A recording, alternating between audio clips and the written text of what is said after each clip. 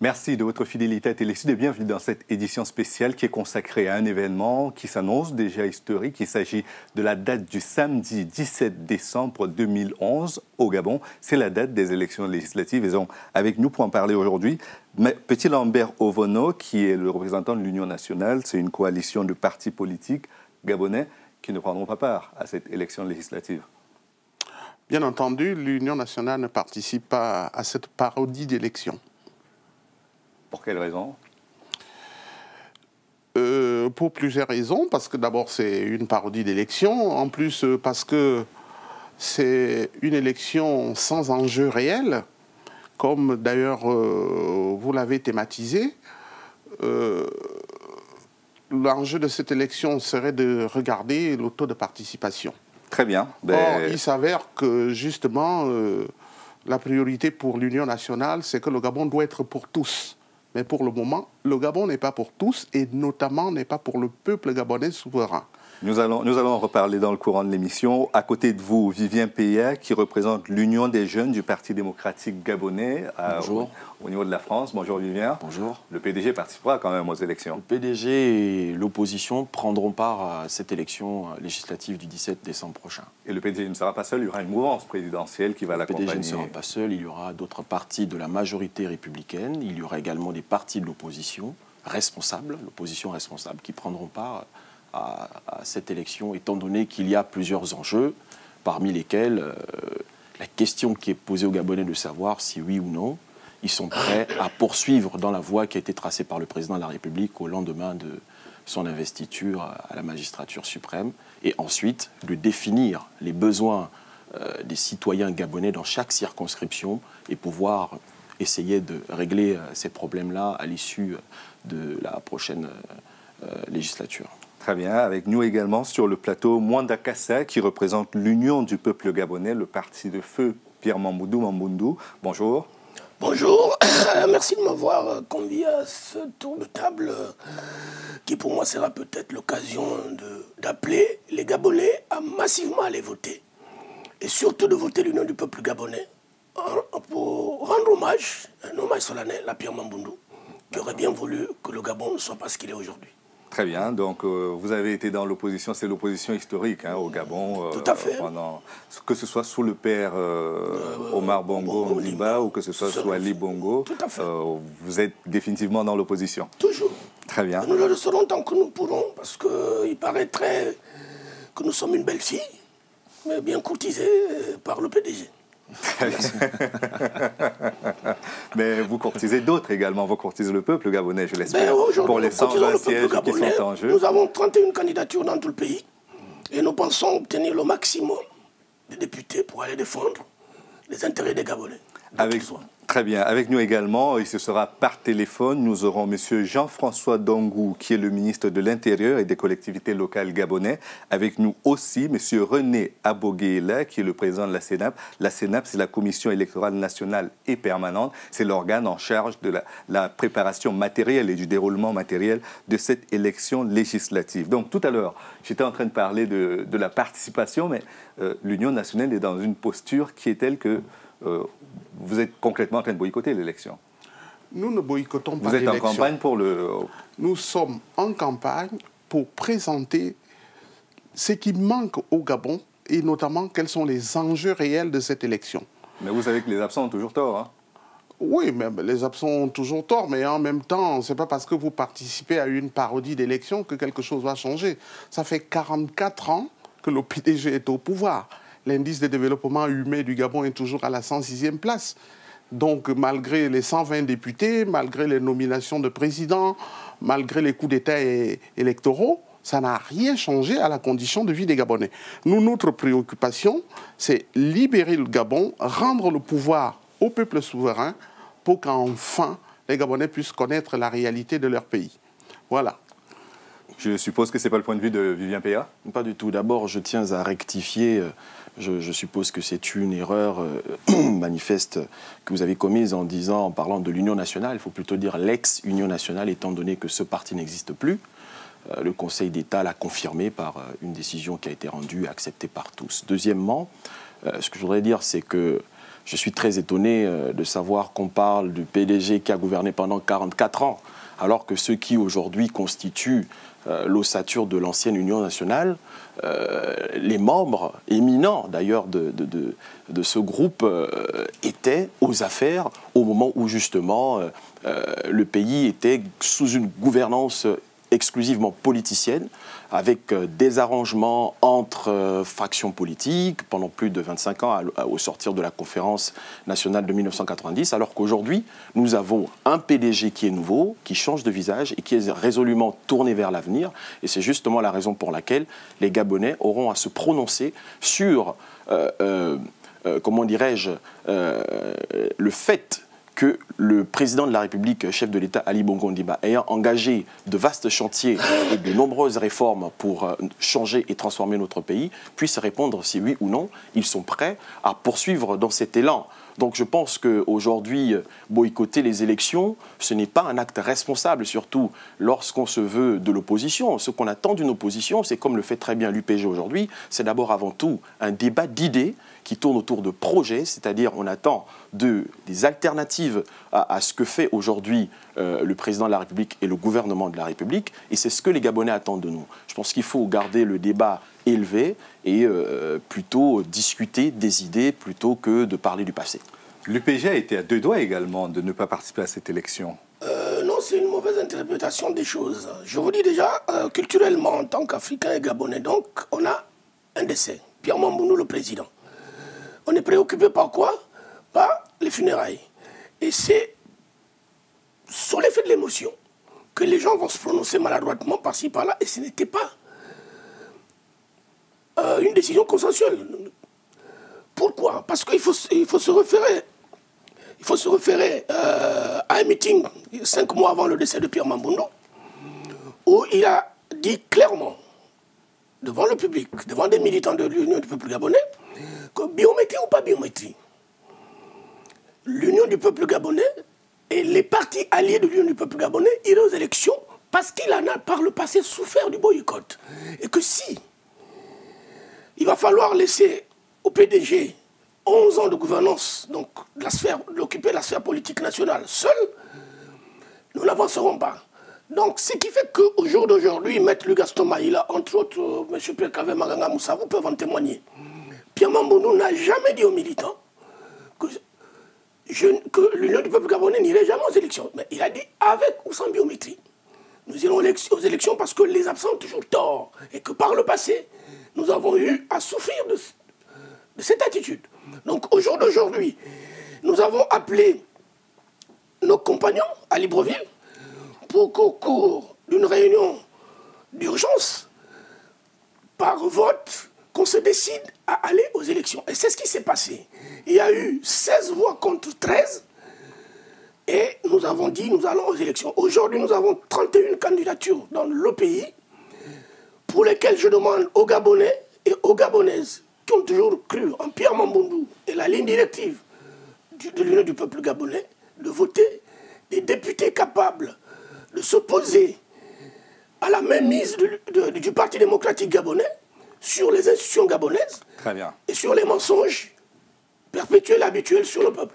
Parce que, permettez-moi, on ne peut pas comprendre qu'un député aille devant les électeurs pour dire « Je vous ramène des ordinateurs ou bien des couvertures, c'est un non, votez-moi parce que demain vous aurez plus ». D'accord. Or, ce n'est pas le rôle du député. Très bien. Pendant que nous en parlons, je crois que nous avons en ligne le ministre de l'Intérieur et des collectivités locales du Gabon, M. Jean-François Dongou. Bonjour, vous êtes en ligne? Oui, bonjour, je suis bien en ligne. Vous avez suivi un peu les propos que nous sommes en train de tenir autour de ce plateau par rapport aux législatives gabonaises. Nous le rappelions, c'est samedi prochain. La campagne se termine ce vendredi à minuit. Dans quel état d'esprit se trouve à la fois le gouvernement et les populations par rapport à cette échéance que je crois capitale pour la vie démocratique au Gabon? Pour le gouvernement, nous sommes assez satisfaits du fait qu'il y ait eu plusieurs partis légalement reconnus et qui ont présenté des candidats à travers tous les sièges du pays. Il y a environ 13 partis politiques qui ont présenté des candidats à cette élection. Il y a à peu près plus de 480 candidats. Donc, la classe politique a suivi la décision du gouvernement qui consistait à respecter la Constitution, c'est-à-dire organiser l'élection au plus tard le 24 décembre 2011. La date retenue par la Sénat est celle du 17 décembre. Ça se passe assez bien sur toute l'étendue du territoire, malgré le fait que je ne sois pas à Libreville, mais je reçois les rapports de tous les services qui indiquent le calme règne sur toute l'étendue du territoire. D'accord. Parce que l'un des enjeux de cette élection, c'est quand même la participation. Et c'est vrai que pour le moment, quand on parle de campagne, il y a la campagne à la fois pour la participation qui est menée par tous les partis souhaitant présentant des candidats aux législatives, mais il y a également une campagne pour que les Gabonais ne votent pas. Alors, comment est-ce que vous prenez la température de la situation dans le pays? Mais à travers les gouverneurs, les préfets, et nous avons aussi les services de forces de défense et de sécurité qui nous indiquent qu'il y a un engouement lorsque les différents candidats se présentent dans les localités au cours des meetings ou des causeries. Il y a un engouement. Nous pensons que les compatriotes iront massivement voter pour le candidat de leur choix. L'enjeu chez vous n'est pas comme en Côte d'Ivoire, celui de la sécurité, mais est-ce qu'en termes de sécurité, tout de même, des dispositions particulières ont été prises pour le bon déroulement du scrutin? Les Gabonais ne sont pas si belliqueux que ça. Nous avons l'habitude d'organiser des élections et qui se terminent dans des conditions acceptables. Mais toujours est-il que les forces de défense et de sécurité ont pris toutes les dispositions pour que le scrutin se déroule dans de très bonnes conditions. D'accord. Quelles sont les différentes mesures que vous avez? Je vais probablement vous emmener à participer à la discussion avec les autres intervenants sur le plateau. Déjà avec Vivien Peya, qui est le représentant de l'Union des jeunes du Parti démocratique gabonais, basé en France. Je ne sais pas si Vivien a une question à l'endroit du ministre. Non, mais je pense que le ministre a été suffisamment clair. Je crois que si toutes les dispositions sont prises, si le calme règne sur l'ensemble du territoire, nous ne pouvons qu'être confiants. Cela dit, nous remarquons quand même, notamment au niveau des réseaux sociaux, qu'il y a une campagne d'intimidation contre ceux qui veulent bien aller samedi 17 décembre voter, puisque tout à l'heure, le représentant de l'ex-Union nationale disait qu'il n'appelle pas au boycott, mais qu'il mène une campagne pour que les Gabonais n'aillent pas participer. Il convient de préciser que cette campagne se mène par la menace. C'est-à-dire qu'on menace notamment les électeurs du Parti démocratique gabonais de ne pas aller et que s'ils y allaient, eh ben, ils allaient le regretter. Donc je pense que ce n'est pas une manière responsable de pouvoir agir dans une démocratie comme le Gabon et que lorsqu'on a envie de contester, les voies de contestation existent dans notre pays grâce aux outils légaux que nous avons. Et donc, à ce sujet, j'espère que le gouvernement de la République prendra toutes les dispositions, comme l'a dit Monsieur le ministre, pour assurer la sécurité de tous les électeurs. Vous avez entendu parler de cette menace sur les participants au vote, Monsieur le ministre? Non, je sais qu'avant le début de la campagne, les compatriotes membres du parti dissous ont sillonné le territoire avec l'intention d'amener les compatriotes à ne pas remplir leur devoir civique, ce qui est contraire à la loi. La liberté est reconnue par notre loi fondamentale. Et ils n'ont pas le droit d'empêcher quiconque de jouir de sa liberté, celle de voter, par exemple. Et nous prenons toutes les dispositions pour que ceux qui vont empêcher les autres compatriotes de remplir leur devoir civique, de jouir de leur liberté, la loi va s'appliquer dans toute sa rigueur. Et ils savent pourquoi leur parti a été dissous, parce qu'ils se sont mis au travers de la loi. Et ils ne peuvent pas continuer à empêcher le gouvernement de respecter la Constitution. Je crois qu'il y a une loi qui fonde des partis politiques, il y a des obligations et des devoirs. Tout citoyen dans un pays doit respecter la loi de son pays, si tant que ce citoyen reconnaît qu'il est citoyen de ce pays. Quel commentaire vous avez au propos du ministre, monsieur Le premier commentaire, je voudrais rappeler au ministre qu'en 1981, il était étudiant. Omar Bongo avait dissous le Morena. Et je suis désolé, le Morena vit toujours. Et j'étais témoin quand Ali Bongo, actuel, est venu négocier à Paris avec le Morena. Donc, la dissolution, dit-on, légale d'un gouvernement usurpé ne peut pas enlever l'existence d'un parti politique comme l'Union nationale. L'Union nationale vivra toujours. Mais au-delà ça, c'est la première chose. Non, oui. Permettez. La seconde chose est un problème de loi. Les Gabonais n'ont jamais voté leur constitution par référendum. Donc, la loi qui existe au Gabon est une loi partisane.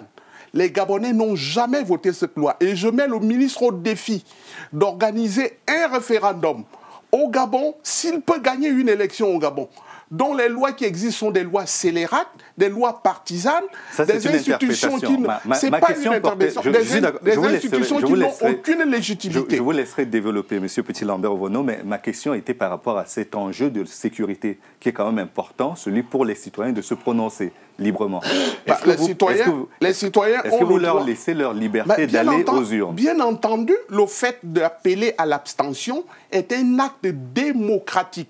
C'est de la démocratie, justement. L'abstention est prévue dans les textes. Vous ne menacez personne de représailles si jamais il allait voter. On ne menace personne. Vous ne pouvez pas le prouver. C'est le ministre qui menace les gens. Et il le payera soit de son vivant, soit dans l'histoire. Parce que tout ça, c'est du tintamarre. Mandela a fait 27 ans de tôle. Il est sorti président de la République. Donc, toutes ces intimidations, toutes ces dissolutions de partis, quelle est la démocratie au monde qui a dissous un parti politique? S'il y a des raisons objectives de le faire, il n'y a aucune raison objective. Si André Baobam était candidat indépendant aux élections présidentielles. L'Union nationale n'existait pas. Je ne sais pas, la relation a été trouvée. Pourquoi? Parce que la peur est dans le camp du gouvernement, peur est dans le camp du PDG. Ils ont peur de nous affronter sur le tapis vert. Non, c'est vous qui n'affrontez pas. Vous n'êtes pas sur le tapis vert. Monsieur le ministre, un commentaire au propos de M. Petit-Lambert-Ovono? Bon, le Petit-Lambert-Ovono, je sais qu'il n'a jamais été candidat, donc il ne sait pas comment s'adresse à une population pour se faire élire. Donc, faut qu'il apprenne à venir sur le terrain, à se faire élire pour connaître la réalité du terrain. La deuxième chose, quand il dit que le Morena a été dissous en 1981, mais qu'il se souvienne qu'en 1981, il n'y avait pas la démocratie. C'était le parti unique. Et la loi qui a permis au Morena d'exister aujourd'hui. Vous conduisez le Gabon au parti unique, monsieur le ministre. Sur laquelle je me suis fondé, le gouvernement s'est fondé pour dissoudre l'ex-parti l'UN. Donc il ne peut pas dire, il ne peut pas comparer certaines choses. Deuxièmement, l'abstention auquel il fait allusion. Les citoyens ne doivent pas être menacés. S'ils font passer des messages à leurs ex-militants de ne pas les voter, c'est leur devoir, c'est leur droit. Mais empêcher les citoyens de remplir leur devoir, c'est pas impossible. C'est contraire à la loi. C'est contraire à la loi. Juste un dernier mot avec le représentant de l'Union nationale, M. Mwanda-Kassa, qui est sur le plateau. Oui, monsieur le ministre, bonjour. Par respect républicain, j'aimerais profiter de l'occasion pour vous demander, s'il vous plaît, de ne pas utiliser les moyens de l'État. Parce que quand je vois le secrétaire général du Parti démocratique gabonais aller en tournée en province avec un avion de la République, être accueilli comme le président de la République, je dis, il y a quand même une entorse à la démocratie, il y a une entorse. C'est ce qu'on se moque du peuple gabonais. Vous ne pouvez pas être un parti État. Vous êtes un parti politique comme tous les autres et laisser les outils de l'État pour autre chose que de les utiliser pour la campagne. Et c'est ce qui fait vraiment votre force aujourd'hui. Donc, à l'Union du peuple gabonais, nous voulons être un parti de l'opposition responsable, c'est-à-dire combattre par les idées, accepter et même non seulement critiquer, mais aussi proposer des solutions pour le peuple gabonais. Très bien. Donc, s'il vous plaît, arrêtez d'utiliser les moyens de l'État pour le Parti démocratique gabonais. Le message a été entendu. Je crois que le ministre en tient compte de toute façon. Et que qu'est-ce que vous avez à répondre, monsieur le ministre? Permettez-moi de dire que le Parti démocratique gabonais a des militants qui cotisent régulièrement. Moi, en tant que membre du bureau politique, c'est totalement faux. Vous détournez l'argent de l'État pour financer le PDG. Moi, j'ai été victime pendant plus de 10 ans. Le PDG a pris mon argent. Vous êtes receveur de cet argent. Monsieur Renan, je voudrais juste pour la discipline du plateau. Quand je vous donnerai la parole, vous parlerez sans problème. Laissez-moi aussi parler, s'il vous plaît. Je vous rappelle que le Parti démocratique gabonais est un parti organisé. Les militants cotisent pour le fonctionnement de ce parti. Je suis sûr que c'est comme tous les autres partis. Vos militants cotisent. Vous avez certainement un compte. Vous recevez certainement une subvention de fonctionnement comme le Parti démocratique gabonais. Dans le cadre de ces élections, vous connaissez le montant qui vous a été alloué au titre de la subvention pour participer à cette élection. Le PDG, le fait d'avoir présenté 119 candidats, a eu une subvention supérieure aux autres partis politiques. Ce sont ces moyens qui sont mis à la disposition du parti pour fonctionner. Monsieur le ministre. Non, c'est au prorata du nombre de candidats présentés. C'est ce que rappelait le ministre. Mais personne n'a empêché les autres partis de présenter autant de candidats que le PDG. Mais attendez, je viens d'entendre ça. Attendez. On va terminer. Attendez. Je voudrais juste que nous respections une certaine discipline. Quand je vous donnerai la parole, je ne vous interromprai pas. Mais le moment venu, vous aurez la parole. Mais pour le moment, c'est le ministre qui est au téléphone. Donc, je vous laisserai conclure, monsieur le ministre. Non, ce que je peux dire en guise de conclusion, c'est que la démocratie est installée en République gabonaise et que les différents partis politiques s'expriment sur toute étendue du territoire librement. Au niveau des chaînes de télévision, le Conseil national de la communication y veille. La Cour constitutionnelle qui est juge des élections y veille. Et nous avons la confiance que les élections vont se dérouler dans de très bonnes conditions et la démocratie gagnera en République gabonaise. Nous l'espérons tous, monsieur le ministre, nous le souhaitons dans tous les cas et nous vous remercions surtout d'avoir été à notre disposition pour cette émission spéciale consacrée aux législatives gabonaises du samedi 17 décembre prochain. Merci et bonne journée, monsieur le ministre. Merci, portez-vous bien. Mes salutations compatriotes sur le plateau. Merci beaucoup. Merci, monsieur le ministre. À bientôt. Donc, je reviens à vous, monsieur Petit-Lambert-Ovono. Donc, vous êtes dans une ligne qui consiste à dire, pour nous, il n'y a pas de légitimité pour le pouvoir en place. Donc, l'urgence, c'est peut-être de revenir comme dans la partie septentrionale du continent, à une espèce d'élection constituante pour faire une nouvelle constitution et organiser le jeu démocratique derrière, c'est ça? Oui, je pense que la République gabonaise doit réellement savoir ce qu'elle veut. Et vous le voulez peuple quoi pour la République gabonaise? Nous, on veut que la souveraineté revienne au peuple gabonais. Et pour que la souveraineté revienne au peuple gabonais, il faut une constitution choisie librement par le peuple gabonais. Donc voilà, nous avons écouté le ministre de l'Intérieur et des collectivités territoriales. C'est un enjeu très important pour le Gabon, mais il y a aussi cet enjeu de la Coupe d'Afrique des Nations derrière. Certains ont dit qu'il aurait été préférable d'organiser les élections juste après, qu'il aurait été pour le PDG plus profitable d'organiser les élections après la Coupe, parce que le parti aurait tiré les bénéfices de la CAN. Vous étiez dans ce calcul-là? Bon, bah, écoutez, nous n'étions pas tous... enfin, je ne sais pas si réellement c'est le PDG qui l'a dit, mais tout ce qu'on sait, c'est que... Non, on a accusé le PDG d'être le président de la République, puisque le report des élections était... la proposition de reporter les élections était due au débat sur l'introduction de la biométrie, comme vous le savez. Et donc, je rappelle que le premier à l'avoir proposé au Gabon en 2006, c'était Ali Bongo Ondimba, à l'époque ministre de la Défense, pour la sécurisation des registres de l'État et la maîtrise des flux migratoires. Donc, le débat s'est invité cette année, 2011, et à l'appel de nombreux partis politiques de l'opposition et de la majorité, le président a pris l'initiative d'organiser 2 grandes concertations nationales. La première s'est tenue le 26 avril 2011, si j'ai de bons souvenirs. Au cours de cette concertation, à laquelle prenaient part toutes les forces vives de la nation, y compris la société civile, l'opposition, le défunt président Mamboundou était également partie prenante, il y a eu la société Morpho qui a fait des démonstrations et qui envisageait 2 schémas. Le premier schéma, c'était, écoutez, si vous voulez qu'on organise les élections en introduisant la biométrie, ce qu'il faut, c'est prévoir environ 60 milliards et mobiliser un certain nombre de ressources. Et ces 60 milliards n'étaient pas, comment dirais-je, dans le cadre du budget de fonctionnement de l'État. Et donc, c'était hors budget. Il fallait, dans ce cas, contracter un emprunt. Et le deuxième scénario qui avait été envisagé, c'était un scénario qui prenait beaucoup plus de temps, c'est-à-dire la création d'un site de traitement et de production des titres directement au Gabon, donc des titres biométriques, à savoir non seulement le fichier électoral, les cartes d'identité, les titres de séjour et tout ça, et qui aurait permis à l'État de réaliser une économie d'environ 20 milliards de francs CFA. Donc les deux scénarios ayant été présentés, la question a été posée à tous les participants de savoir si oui ou non il fallait reporter les élections. Alors que ce soit la majorité et l'opposition, lorsqu'ils se sont retrouvés une seconde fois autour du chef de l'État le 9 mai 2011, tout le monde est tombé d'accord, que ce soit le PDG ou l'opposition, qu'il fallait reporter les élections législatives pour permettre d'introduire la biométrie. Alors, qu'est-ce qui s'est passé? Le président s'est dit, ça y est, on est tous tombés d'accord sur ça, mais n'oublions pas un élément fondamental, c'est la légalité, la loi.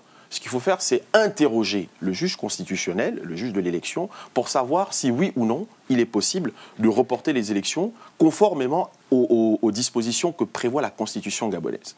Alors, donc, par une requête du 16 mai 2011, le gouvernement gabonais a donc saisi la Cour constitutionnelle pour savoir si oui ou non il était possible de reporter les élections législatives afin d'introduire la biométrie. Bon, la Cour constitutionnelle, bien évidemment, a examiné la question. Et au regard de la Constitution, le report d'une élection se justifie par le cas de force majeure.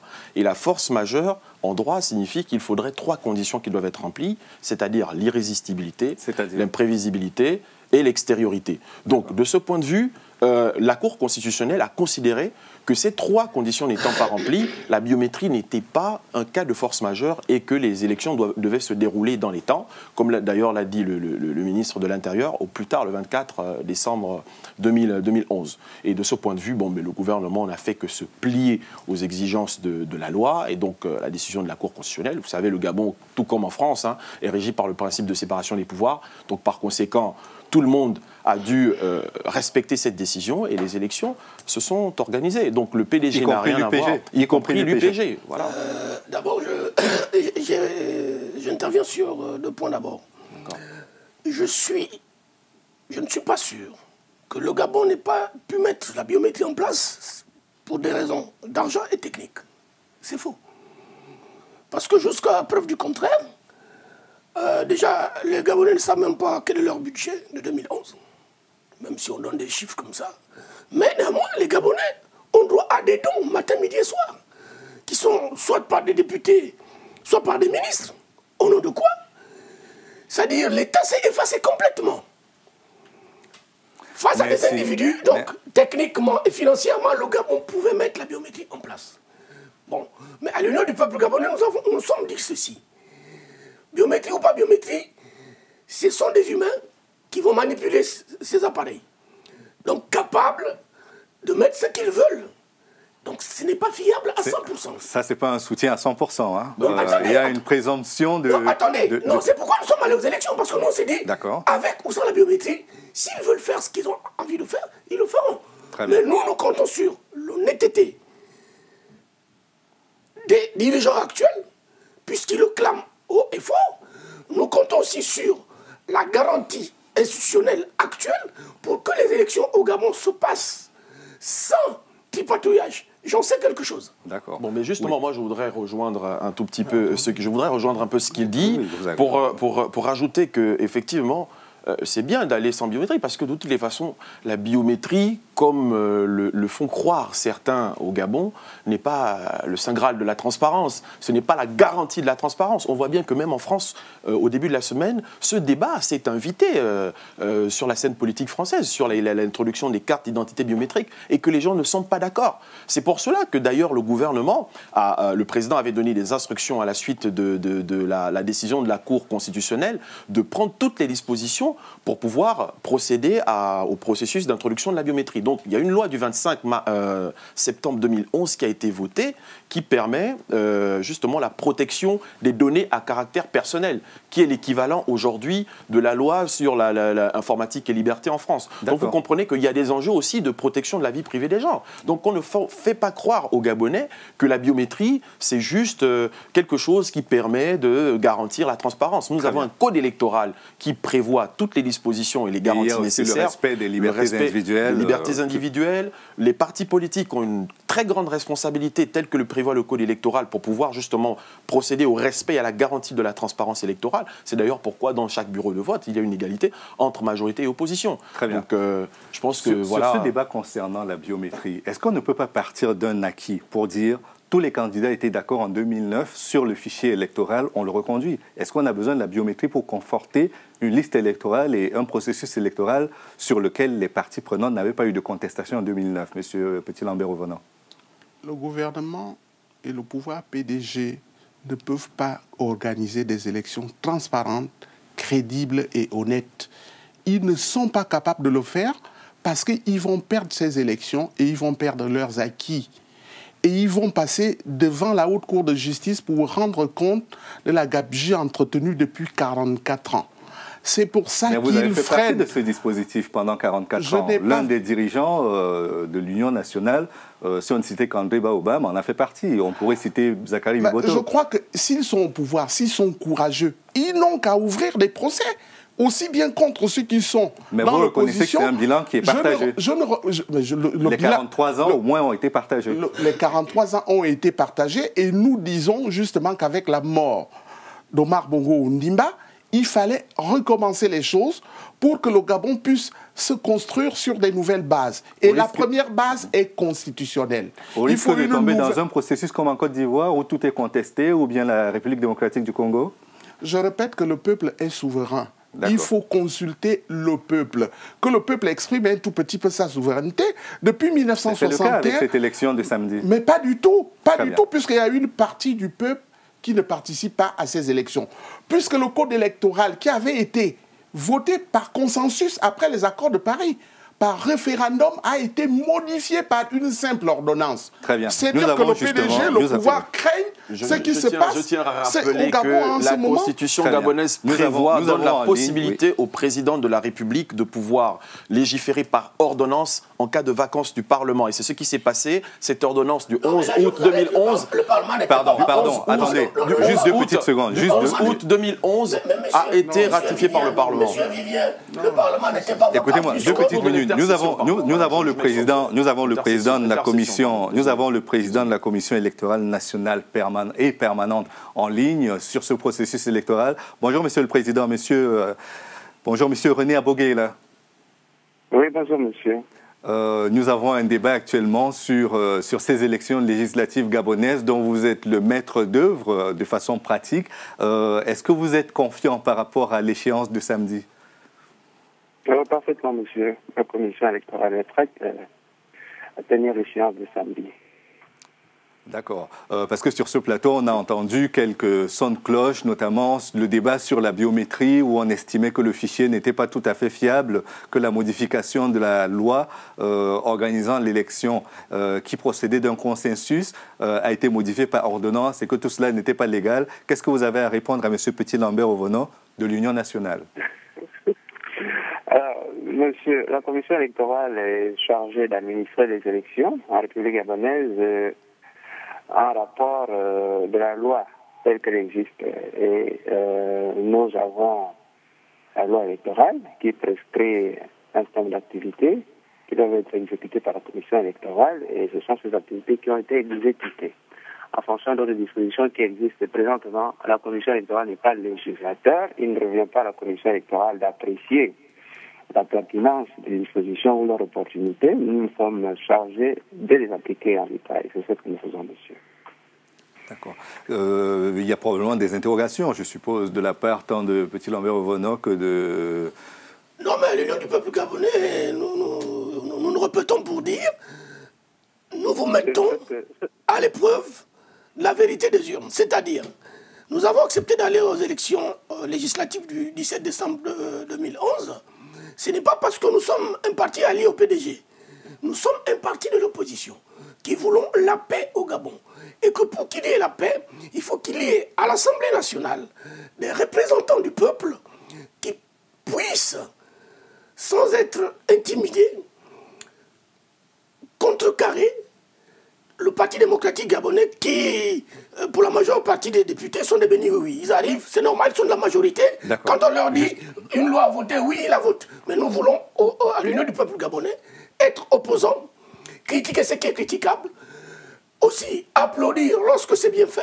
Et dans ce processus électoral, quelle note vous donnez à la commission électorale, à M. Aboguela? Mais pour l'instant, nous ne pouvons pas donner de note, dans la mesure où nous ne sommes qu'encore en campagne. Nous donnerons la note lorsque nous aurons les premiers résultats. En ce moment, nous jugerons du bien fondé de leur organisation et de l'honnêteté, du degré d'honnêteté que le Parti démocratique gabonais aura mis pour la première fois pour une consultation. C'est pas que le Parti démocratique gabonais, c'est la commission électorale qui est à la cité de la démocratie. Je ne pense pas qu'elle soit... Mais ils sont partis et jugent. Monsieur Petit-Lambert revenant. Bonjour, monsieur Aboguela. Oui, bonjour, monsieur. Le 16 avril 2010, l'hebdomadaire français Marianne a sorti un article dans lequel il disait que M. Gérard Longuet, qui était président du groupe parlementaire UMP au Sénat, Gérard Larcher, président du Sénat à l'époque, et Jean-Pierre Raffarin, vice-président du Sénat, avaient recommandé à ce qu'une mission vienne au Gabon apprendre le bidouillage des élections. Bidouillage veut dire la tricherie de la Sénat et de la Cour constitutionnelle.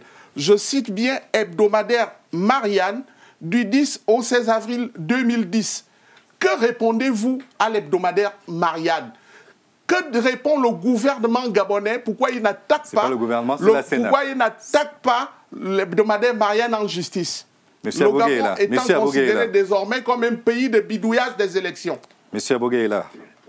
Oui, monsieur, le terme bidouillage me paraît un terme qui n'est pas précis au regard de ce qui est fait par la commission électorale. La commission électorale doit exécuter un certain nombre d'activités pour l'organisation des élections et conformément à la loi.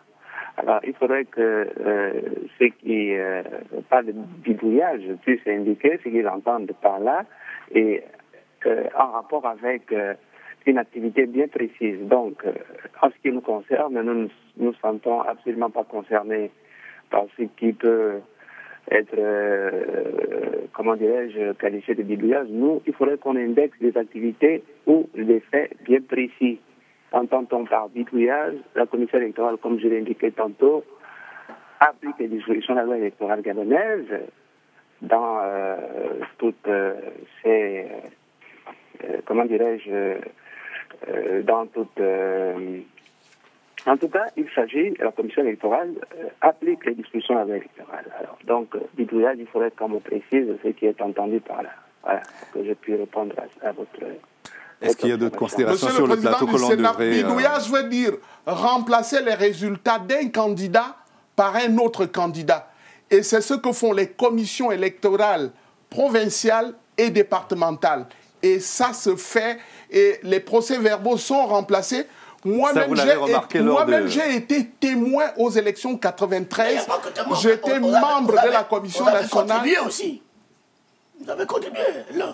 Moi-même, j'ai été témoin, M. Aboguela, du bidouillage dans le bureau du ministre de l'Intérieur de l'époque, parce qu'il pensait que j'étais membre du PDG, alors que j'étais compagnon de Paul Mbabesol. Donc le bidouillage se passe à la Commission nationale électorale. D'accord, ça c'est par rapport à des activités sur des élections antérieures. Oui, effectivement, vous faites bien de préciser que c'était par rapport à des élections peut-être antérieures. Il dit qu'il a été témoin, pourtant il n'a pas dénoncé. Alors je suis quand même étonné qu'il le rappelle, je crois, près de 18 ans après. Il faut savoir que les choses ont véritablement changé au Gabon.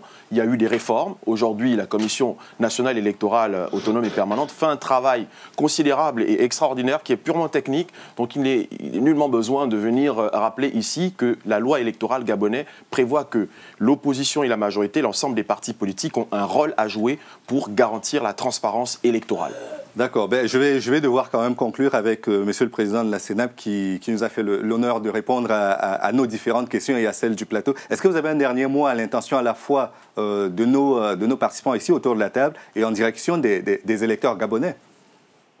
Oui, alors, merci. Alors, par rapport aux faits allégués de 1993, j'aurais justement précisé que les dispositions qui sont actuellement appliquées et qui mettent en jeu la commission électorale datent de 2006. Il s'agit donc d'un nouveau dispositif qui, effectivement, associe à la fois les représentants de la majorité et de l'opposition. De sorte donc les résultats qui sont donnés, moi je soutiens, j'affirme absolument que tous les résultats qui sont annoncés par la commission électorale sont parfaitement traçables. On peut absolument les recouper à tous les niveaux. Alors donc, ce qui est allégué en ce qui concerne le bidouillage ou les autres faits de même nature ne concerne absolument pas la commission électorale nationale de la République. Donc vous nous garantissez que dans la collecte des résultats et dans leur proclamation, il n'y aura pas de décalage entre le désir du peuple et les résultats effectifs que nous aurons? J'affirme encore une fois, monsieur, que les résultats annoncés par la commission électorale sont parfaitement traçables. On peut les vérifier, on peut les recouper jusqu'au bureau de vote et vice-versa. Voilà. Merci. Donc, il n'y a absolument pas de bidouillage au niveau de la commission électorale nationale de la. Merci beaucoup, Monsieur le Président. Merci, Monsieur René Aboguéla. Je vous souhaite une bonne journée et puis je souhaite surtout que le processus se déroule sans heurts au niveau du Gabon. Merci d'avoir été avec nous. Nous allons continuer le débat.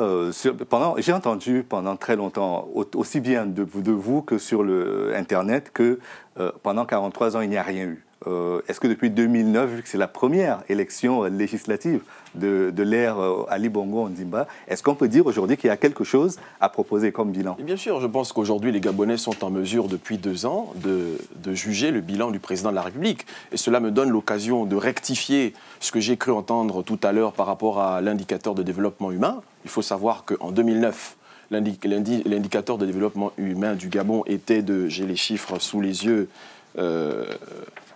le Gabon était en 2009 au 103e rang sur 169, en 2010 au 93e rang sur 169, donc ça voudrait dire qu'on a quand même gagné 10 places. Là, c'est le programme des Nations Unies pour le développement. Programme des Nations Unies pour le développement. Et en 2011, étant donné qu'il y a 18 pays qui se sont rajoutés, le Gabon a gagné 15 places puisque nous sommes 106e sur 191, donc sur 187. Je pense que c'est certainement ce qu'il voulait dire tout à l'heure lorsqu'il disait que le Gabon était à la 106e place. Bon, ça, ce n'est qu'un exemple, rien que pour l'indicateur de développement humain.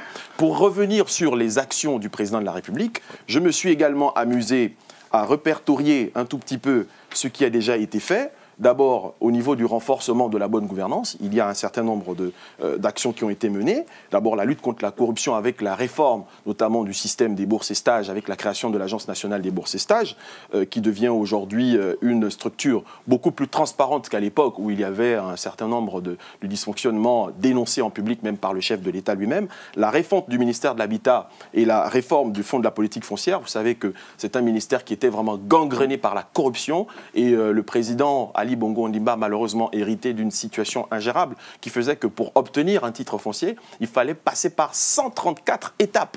Donc vous imaginez un tout petit peu le désordre généralisé qu'il y avait à l'époque. Donc il y a un guichet unique qui a été fait. Aujourd'hui, maintenant, il y a eu un certain nombre de restructurations qui ont été faites. Il y a une structure, une agence nationale des études topographiques et du cadastre qui a été créée, un conseil national de l'habitat pour pouvoir suivre justement les travaux de construction des 5000 logements que le président avait promis, puisque vous le savez, il y a eu beaucoup de retard dû justement à ces problèmes de corruption et de dysfonctionnement qui ont fait d'ailleurs même que le président puisse limoger tout un département ministériel pour pouvoir reprendre les choses à zéro. Et d'ailleurs, tout à l'heure, il le disait, il fallait reprendre les choses à zéro. Donc, de ce point de vue, le président de la République a quand même fait un effort. Alors, nous avons également... Juste une réalisation supplémentaire et on passera la parole à... Une réalisation supplémentaire, il y a la création du centre hospitalier universitaire d'Angonje qui a été visité d'ailleurs hier par le chef de l'État et qui sera inauguré dans très bientôt.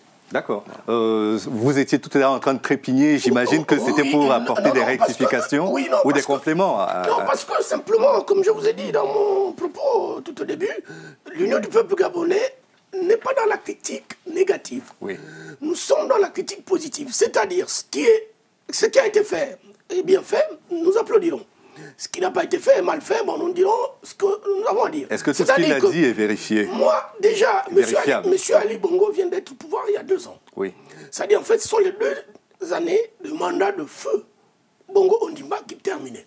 Donc, nous, à l'Union du peuple gabonais, nous ne pouvons pas le juger maintenant.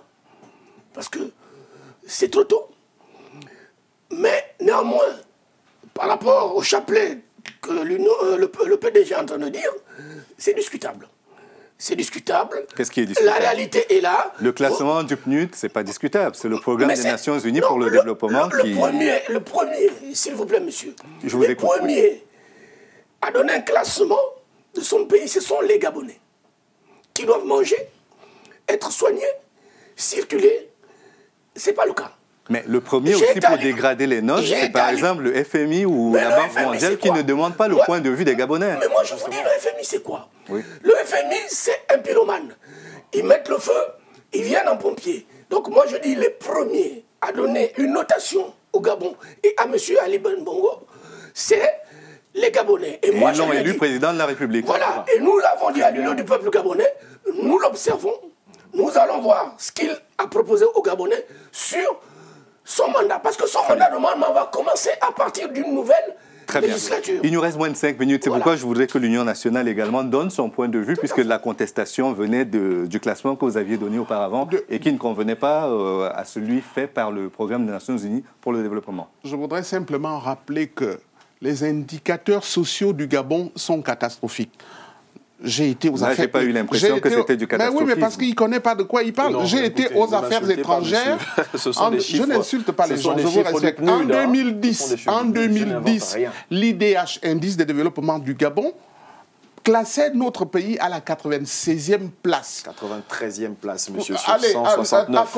Accordons 93e place. Alors qu'en 2009, nous étions à la 103e place. Quand vous parlez, monsieur Vivien, vous respectez. Je vous en prie, allez-y. Voilà, c'est un exemple. Vous avez la parole, et vous la gardez. En 2010, sachant qu'il nous reste 25 minutes en 2010, le Gabon était classé 93e mondial.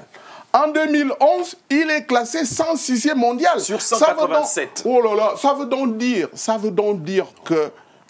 dire que les indicateurs ont baissé. Le Gabon a baissé. Et c'est quoi les indicateurs sociaux? C'est l'espérance de vie, on mesure la santé, on mesure le taux de scolarisation. C'est les Gabonais qui mesurent ça. C'est pas le PNUD qui mesure ça. Non, c'est le PNUD qui mesure. Le PNUD est représenté au Gabon. Ils ont un bureau au Gabon. Non, quand vous parlez... D'ailleurs, un des dirigeants de l'Union nationale s'est retrouvé au PNUD. Il faut respecter un tout petit peu. Le PNUD est représenté au Gabon par un ambassadeur. Mais les indicateurs sont pris dans les différents ministères. Ce n'est pas le PNUD qui va mesurer le taux de scolarité. Mais c'est une enquête qui n'a pas été contestée. Ces enquêtes-là n'ont pas été contestées. Je vous dis que la 106e place mondiale, ça veut dire que les indicateurs du Gabon ont baissé. Deuxième chose, en 1977, il y avait 79 chantiers qu'Omar Bongo avait lancés. Et Omar Bongo lui-même a fait le bilan de son activité. Qu'il a reconnu négatif. Qu'il a reconnu négatif. Donc depuis que M. Ali Bongo est là, lancer les chantiers ne change pas la vie des Gabonais. Ça, c'est des mesures de la crème de chantilly sur une crème. Ça ne veut rien dire. Et troisième chose, et j'ai terminé. Oui. Où sont les 10 000 logements? Il a prévu 5 000 logements par an, aucun logement. Il a prévu le SMIC à 150 000, aucun SMIC. Il se renie. Donc, tout ça, c'est du pipeau. C'est du pipeau. Il n'y a aucune mesure réelle. Bon, ça, c'est des annonces qu'il aurait écoutées. Nous vous avons écouté, M. Petit-Lambert. Je voudrais réagir sur plusieurs points. D'abord, premièrement, quand il dit que les indicateurs, le Gabon est passé à la 106e place, il faut savoir qu'en 2009, le Gabon occupait la 103e place sur 169, à la 93e place sur 169 et à la 106e. Et le Gabon, en 2011, a gagné 15 places puisqu'il y a des pays qui se sont rajoutés. Monsieur, laissez-moi parler. 106e place sur 187. Concernant les 5 000 logements, concernant les 5 000 logements, concernant les 5 000 logements, concernant les 5 000 logements, concernant les 5 000, mais vous non plus, vous ne savez nullement de ce que vous parlez. Concernant les logements, le président, mais vous ne me laissez pas répondre. Le président de la République l'a reconnu. Il a reconnu plusieurs fois. Il a dit, écoutez, monsieur, d'abord, le président n'a jamais dit qu'il promettait le SMIC. C'était le revenu minimum mensuel qui est effectif depuis le 28 février 2010. Le président avait dit pendant sa campagne qu'aucun Gabonais, lorsqu'il sera président, ne vivra avec moins de 150 000 francs. Et aujourd'hui, c'est effectif depuis le 28 février 2010. Ça montre que vous ne connaissez pas, vous ne suivez pas suffisamment l'actualité de votre pays.